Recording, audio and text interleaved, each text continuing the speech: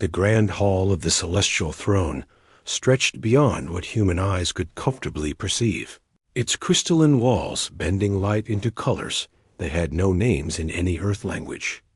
Princess Valaka stood at the center of it all, her luminescent form casting shadows that moved independently of her body. She was considered the most desirable being in 7 galaxies, her beauty transcending species and form. Yet her eyes, those deep wells of violet light, remained fixed on the human engineer who sat hunched over a broken gravity stabilizer in the corner of the chamber. His name was Tom Reed, and he was utterly oblivious to the spectacle unfolding around him. The suitors had arrived by the hundreds. They came from the crystal cities of Andrus Prime, from the methane seas of Titan's Reach, from civilizations so ancient they had watched stars be born and die.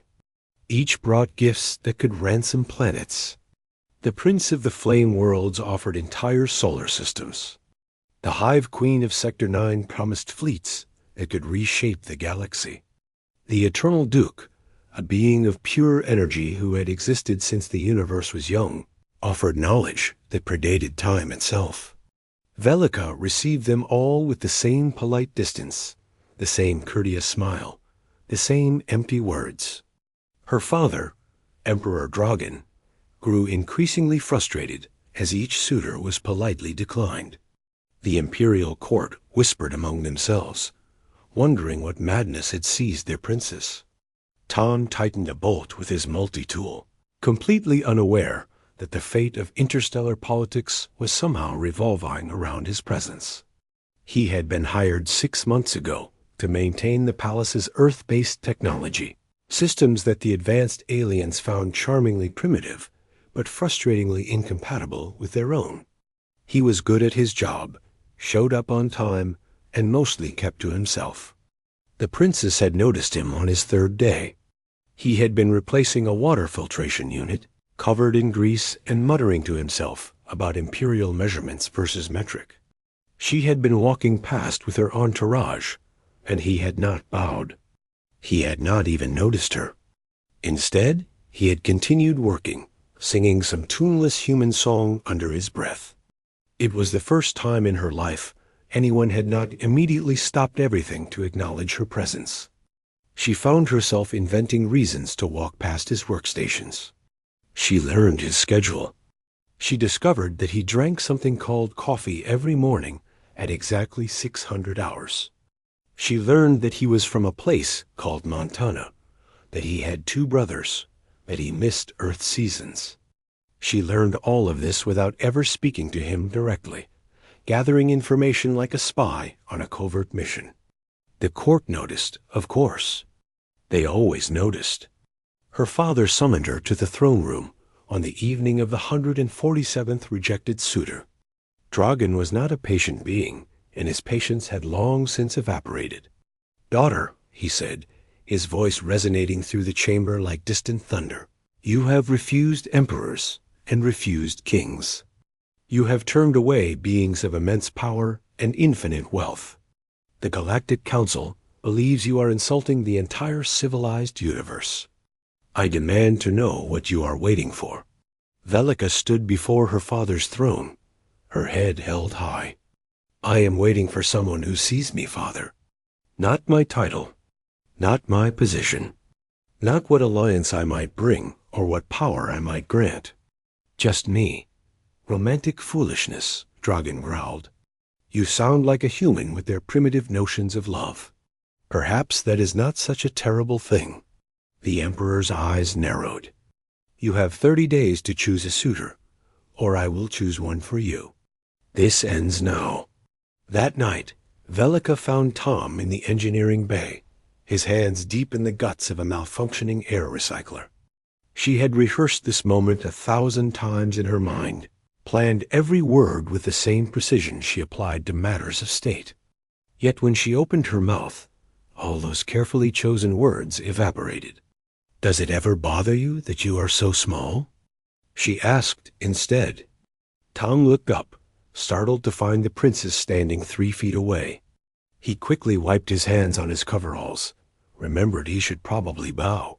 and executed an awkward half-bend that satisfied no protocol from any civilization. Small? He repeated. Humans, I mean. You are so physically limited compared to most species. You cannot breathe methane or survive in vacuum. You cannot change your form or live for millennia. You require constant sustenance and rest. Does it trouble you? Tom considered this, then shrugged. I guess we make do with what we have. We might not live as long as other species, but that just means we try to make the time count. We might not be able to reshape planets with our minds, but we can build tools that do it for us. Being small just means we have to be clever. Clever, Velika repeated, as if tasting the word. Sure, like this recycler. Your people designed it to last 10,000 years, which is great. But that also means when something does go wrong, it takes forever to fix, because nobody thought about maintenance access. Humans build things expecting them to break, so we make them easy to repair. Different approaches, you know. For the next hour, they talked. Velika asked questions about Earth and humanity, and Tom answered with the casual honesty of someone who had no idea he was being evaluated as a potential consort to imperial royalty. He told her about mountains that touched the sky, about oceans that stretched to the horizon, about the strange beauty of autumn when leaves changed colors before dying. It sounds sad, Velika said. All that death and ending. It's what makes it beautiful, Tom replied. Nothing lasts forever, so you appreciate it while it's here. Makes every moment matter more. The 30 days passed quickly. Velika spent every free moment she could steal in Tom's presence, always under the guise of some official duty or another. The court gossips worked overtime, trying to discern what was happening. Meanwhile, suitors continued to arrive, each more desperate than the last to win the princess's favor. On the 29th day, the emperor summoned both his daughter and the human engineer to the throne room. Tom stood beside Velika, finally understanding that something significant was happening, but still not entirely sure what. The emperor studied the human with the intensity of someone examining a particularly confusing puzzle. Engineer Reed, Dragan said slowly, my daughter has rejected the finest prospects in the known universe. She has turned away those who could offer her everything. And yet she spends her time with you. Explain to me why I should not simply have you removed from this situation. Tom swallowed hard, his throat suddenly very dry. With respect, Your Majesty, I did not know I was in any situation. Ignorance is not innocence, the emperor replied. Father, Velika interjected, stepping forward. For my entire life, I have been desired for what I represent. Power, alliance, prestige. Every being who has sought my hand has seen me as a prize to be won, a tool to advance their position. Every conversation has been a negotiation. Every compliment has been strategy. She turned to look at Tom, her expression soft in a way the court had never witnessed. Tom sees a person. When he speaks to me, he is not calculating advantages or measuring my worth. He simply talks honestly and openly, as one being to another. He does not desire me for what I can give him. He does not even desire me at all, which is perhaps the most refreshing thing I have ever experienced. Wait, Tom said, suddenly catching up to the conversation. You mean all those suitors were here for you? And you have been, what, evaluating me? Yes, and you want to. What exactly? Marry me? If you would have me. Tom looked at the princess, then at the emperor, then at the assembled court of the most powerful beings in the galaxy, all watching him with expressions ranging from shock to amusement to outrage. I fix air conditioners, he said weakly. Yes, I am just a guy from Montana. Yes, I am nobody special. Velika smiled, and in that smile was something that transcended species and culture and form. You are special because you are real. You are honest. You are kind without expecting reward. In a universe of beings trying to impress me with power and wealth, you simply showed me who you are. That is more valuable than all the empires they offered." The emperor watched this exchange with an expression that might have been exasperation or might have been grudging respect. Finally, he spoke. "If I allow this, you understand the complications it will create? The political ramifications? The scandal?"